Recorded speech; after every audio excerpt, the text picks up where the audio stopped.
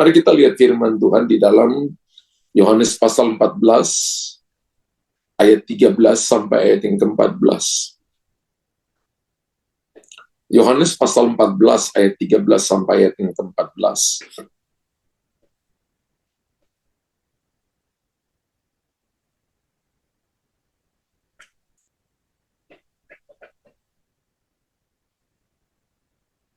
Jawab Yesus kepadanya, barang siapa minum air ini, ia akan haus lagi.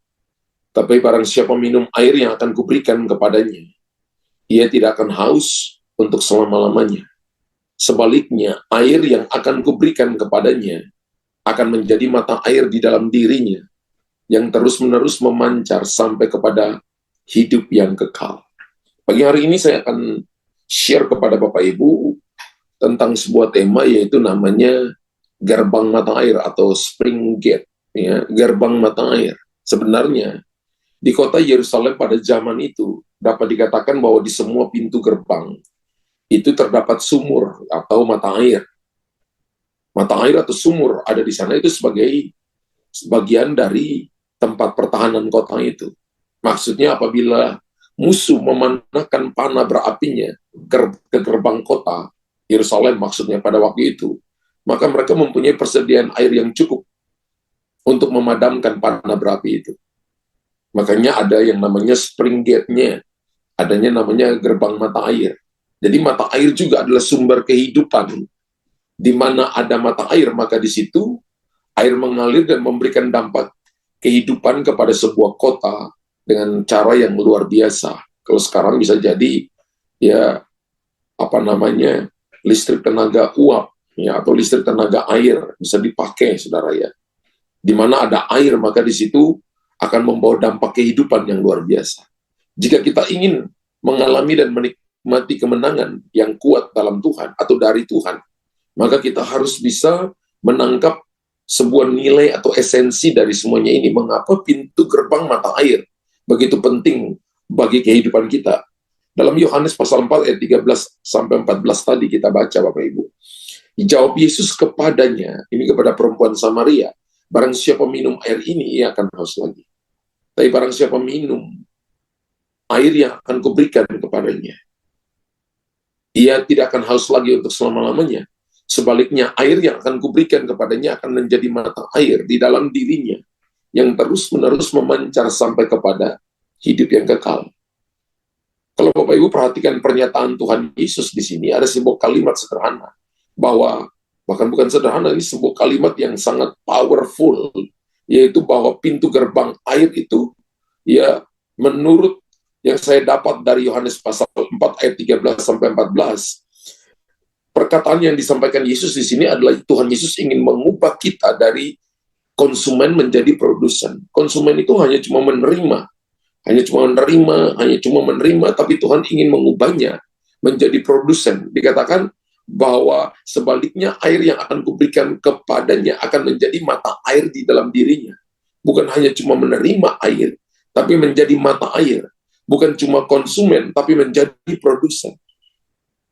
Amin. Kalau saudara menjadi produsen, berarti Anda itu seperti pabrik, ya. Tidak hanya cuma menerima, Anda itu adalah orang yang akan terus menyalurkan. Anda adalah orang yang akan terus memberikan kekuatan, memberikan kehidupan kepada orang lain. Sebelum air yang diberikan Tuhan itu menjadi mata air, kita hanya seorang konsumen. Jadi kalau kita datang kepada Tuhan, saudara dan saya coba koreksi, apakah saya ini produsen atau saya konsumen.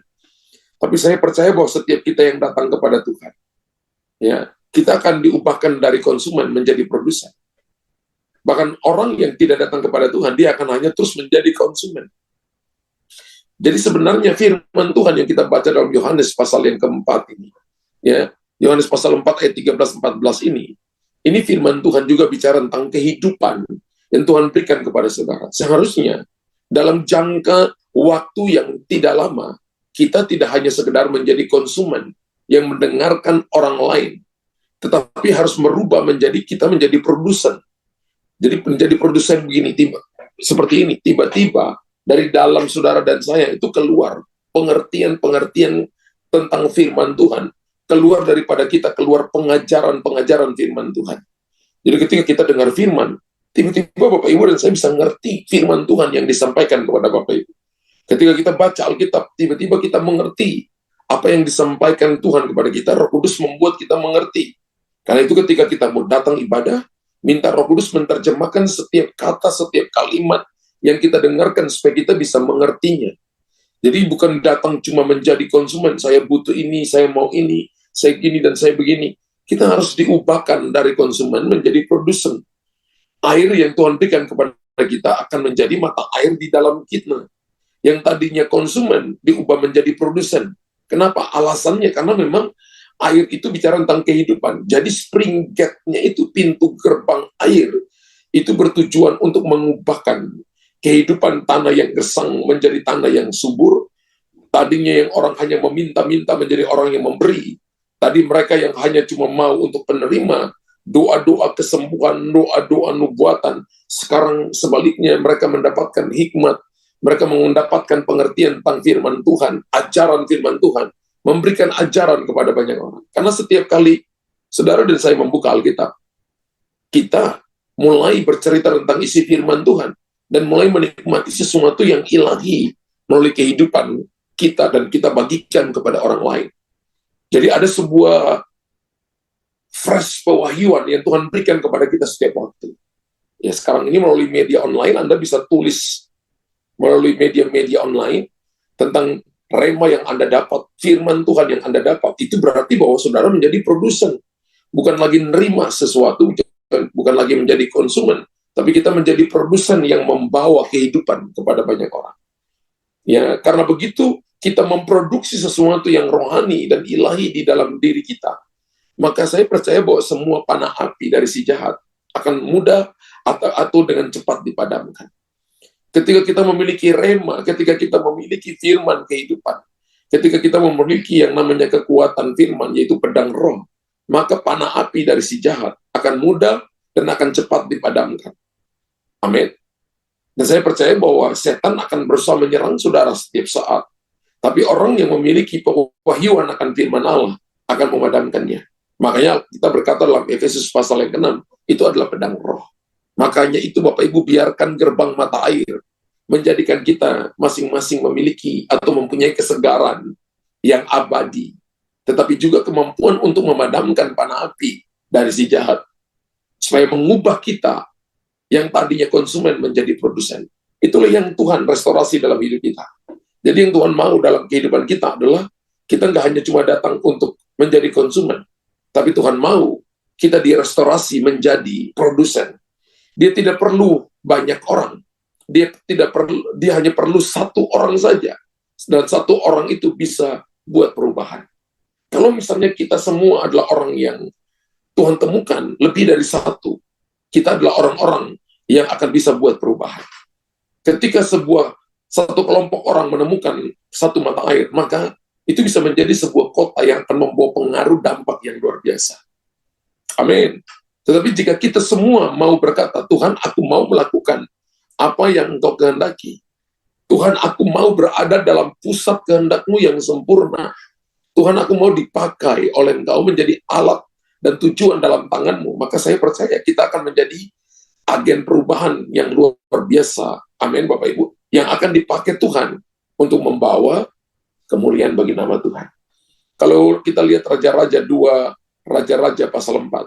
2 Raja-Raja pasal 4, ayat 38 sampai ayat 40. 2 Raja-Raja pasal 4, ayat 38 sampai ayat 44. Elisa kembali ke Gilgal pada waktu ada kelaparan di negeri itu. Dan ketika pada suatu kali rombongan Nabi duduk di depannya, berkatalah ia kepada bujangnya, taruhlah kuali yang besar di atas api dan masaklah sesuatu makanan bagi rombongan Nabi itu. Datanglah seseorang dari Baal Salisa dengan membawa bagi abdi Tuhan roti hulul hasil, yaitu 20 roti jelai, serta gandum baru, serta 20 roti jelai serta gandum baru dalam sebuah kantong. Lalu berkatalah Elisa, berilah itu kepada orang-orang ini supaya mereka makan. Tapi pelayannya itu berkata, apa? Bagaimana aku dapat menghidangkan ini? Bagaimana aku dapat mengindahkan ini di depan 100 orang? Tolong ditunjukkan lagi ayatnya. 2 Raja-Raja 4, 38, 44. Bagaimana aku dapat mengindahkan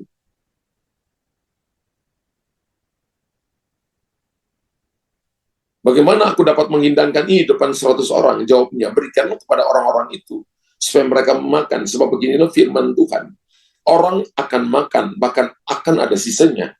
Lalu dihidangkannya di depan mereka, maka makanlah mereka dan ada sisanya sesuai dengan firman Tuhan. Kalau Bapak Ibu perhatikan baik bahwa Elia, dia datang ke Gilgal, dan pada waktu itu di Gilgal dikatakan bahwa sedang terjadi kelaparan di negeri itu. Dari ayat ini kita lihat bahwa terjadi pelipat gandaan, tiba-tiba seseorang menjadi produsen yang luar biasa. Menurut pelayan Elia, tidak mungkin dikatakan bahwa tidak mungkin makanan yang ada, tidak mungkin 20 roti jelai serta gandum baru dalam sebuah kantong yang diberikan kepada Elia, itu cukup bagi 100 orang nabi-nabi atau golongan nabi yang mengikuti Elia. Tapi karena Elia bukan seorang konsumen, dia adalah seorang produsen, dia katakan, berikanlah kepada orang-orang itu supaya mereka makan.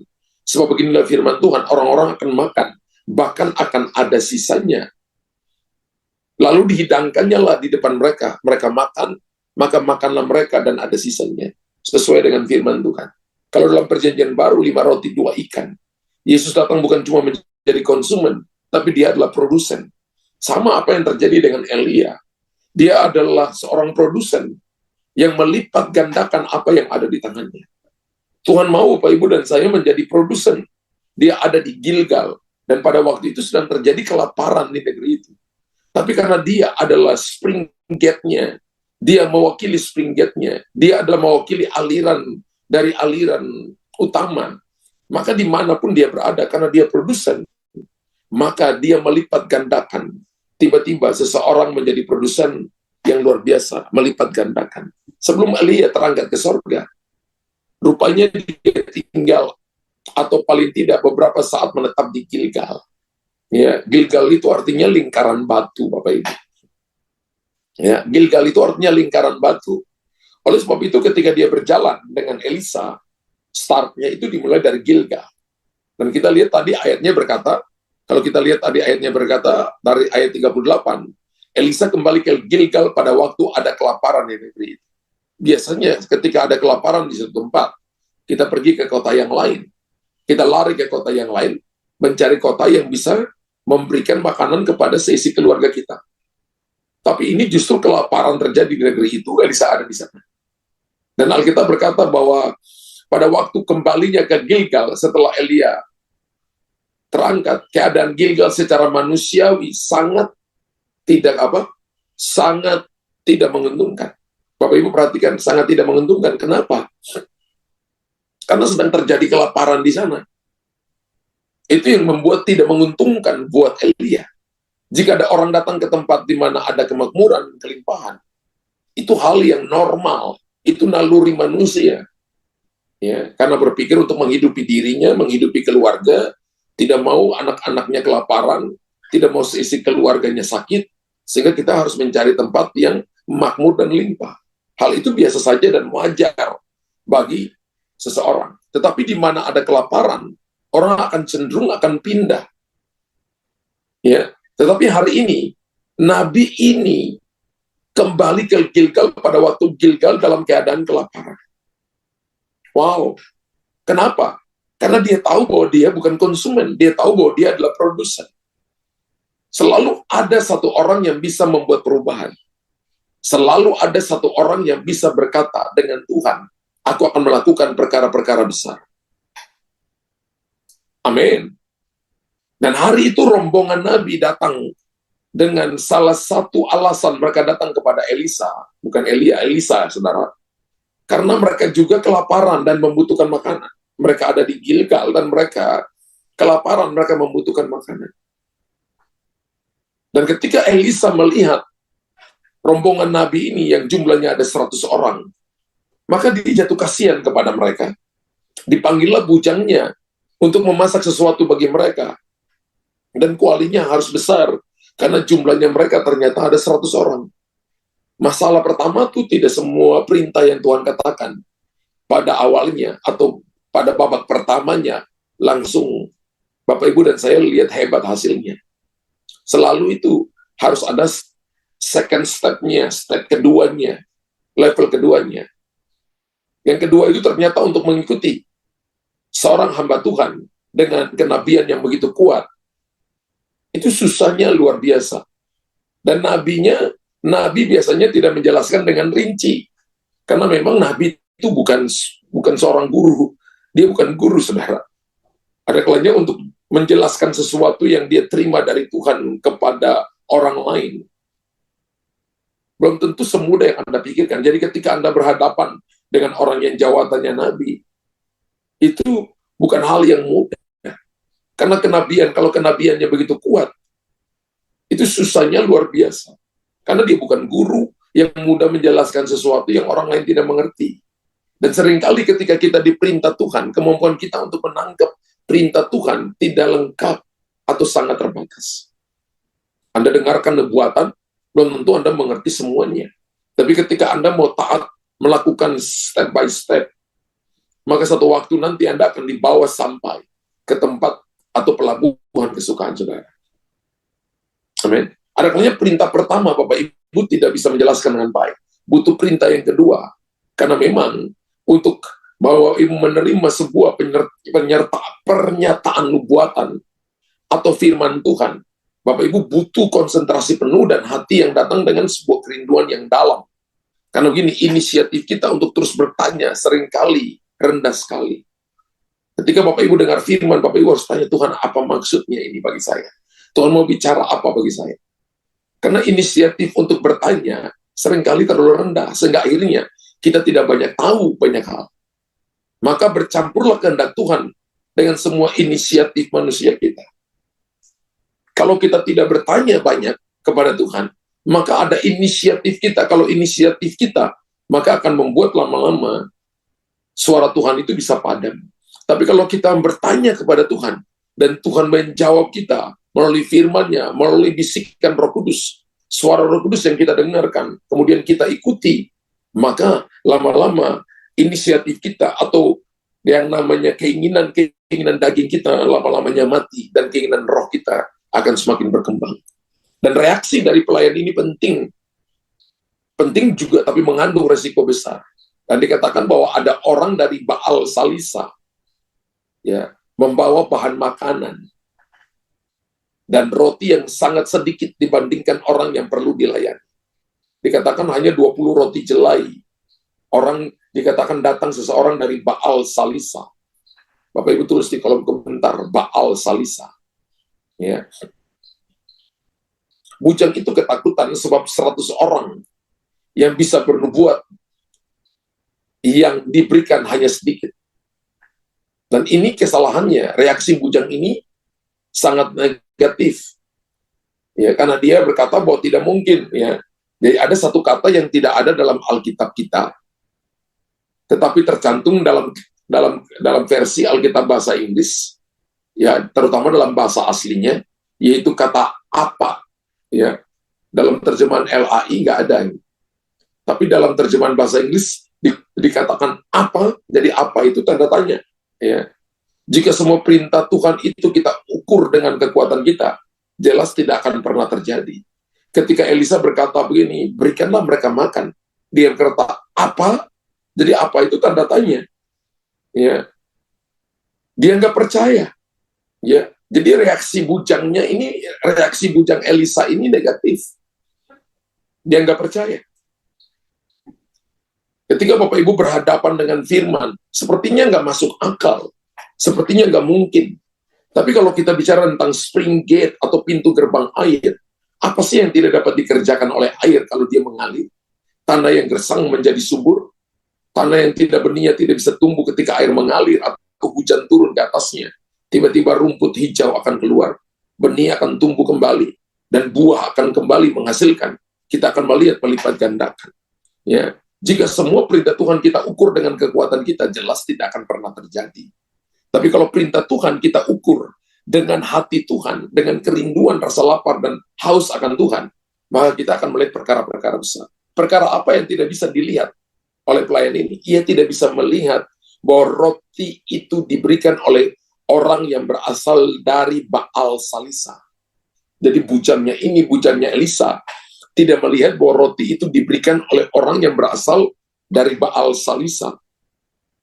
Kalau kita perhatikan bahwa Salisa itu dari bahasa Ibrani artinya 3 kali. Kata Salisa ya. Kata Salisa itu dari bahasa Ibrani artinya 3 kali. Tetapi Baal Salisa berarti the Lord who multiply. Jadi Tuhan yang melipat gandakan. Jadi Baal Salisa artinya adalah Tuhan yang melipat gandakan. Bapak Ibu di pintu gerbang air, Bapak Ibu akan melihat ketika Tuhan merubah kita dari konsumen menjadi produsen. Maka kita akan melihat the Lord who multiply. Tuhan yang melipat gandakan. Berapa banyak Bapak Ibu yang ingin melipat gandaan terjadi? Maka harus diubahkan. Kita harus diubahkan dari mental konsumen kepada mental produsen. Elisa punya mental produsen. Dia melihat bahwa orang yang memberikan ini dari Baal Salisa, yaitu the Lord who multiply, Tuhan yang melipat gandakan.